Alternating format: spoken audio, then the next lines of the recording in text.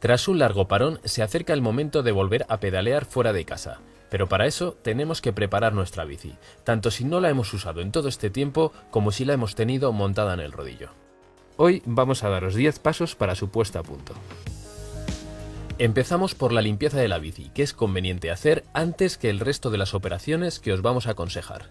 Si habéis usado el rodillo y no lo habéis hecho después de cada sesión, limpiad el sudor de todas las partes expuestas del cuadro, porque este es muy corrosivo. Tras la limpieza, empezaremos por revisar la transmisión. Aunque no la hayáis usado durante el confinamiento y sobre todo si no la hemos dejado en reposo como os recomendamos en este vídeo, es conveniente que reviséis su ajuste. Y si la habéis usado en el rodillo, aparte de desajustarse, puede que el desgaste sea mayor del esperado. Así que no os perdáis el vídeo que os dejamos en esta tarjeta para saber en qué estado se encuentra vuestra transmisión, por si tenéis que cambiar algún componente. Pasamos a la lubricación de la bici. Tenéis que prestar especial atención a la transmisión, puntos de giro y zonas de contacto de los materiales como la tija y el cuadro. La transmisión conviene limpiarla entera y lubricar la cadena correctamente con el lubricante que uséis habitualmente. Y para saber más podéis ver el vídeo sobre engrase y lubricación que aparece en esta tarjeta. El cuarto punto a revisar son los neumáticos. La falta de uso provoca que estos se deshinchen y puedan llegar a deformarse e incluso a cuartearse. Así que, para volver a rodar, tanto en montaña como en carretera, revisadlos bien y poned la presión correcta.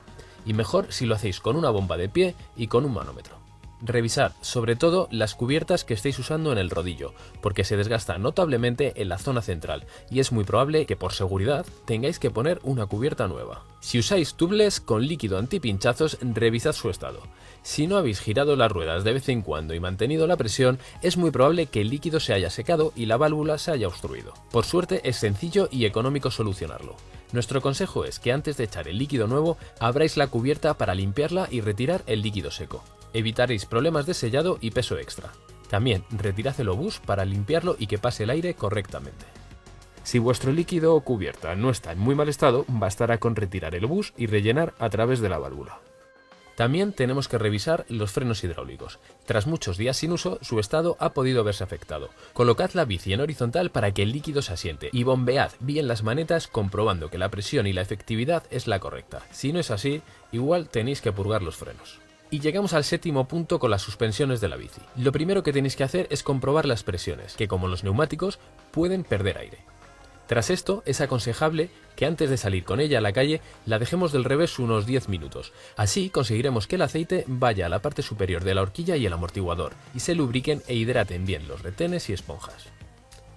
Una vez que pasen esos minutos podemos ponerla en su posición normal y bombear un poco la suspensión para que se lubriquen las barras y todo vaya más fluido. Nuestro octavo consejo va para las bicis eléctricas. No olvidéis revisar el estado y la carga de la batería, ya que, aún sin uso, se va descargando. Aunque esperamos que siguierais el consejo que os dimos en un vídeo anterior y que vuestra batería no haya entrado en descarga profunda, algo que sería trágico. Echad un ojo al vídeo si aún no lo habéis visto. El noveno e importante consejo es que reviséis toda la tornillería de la bici. Aunque haya estado sin uso, y mucho más si la habéis estado usando en el rodillo, se pueden producir pequeñas holguras que, si no se corrigen a tiempo, pueden provocar averías graves e incluso un accidente. Y para terminar, revisar la carga y funcionamiento de todos los dispositivos electrónicos que tengáis.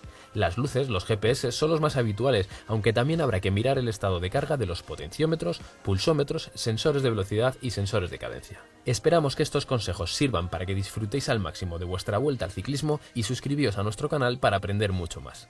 Muchas gracias a todos y hasta el próximo vídeo.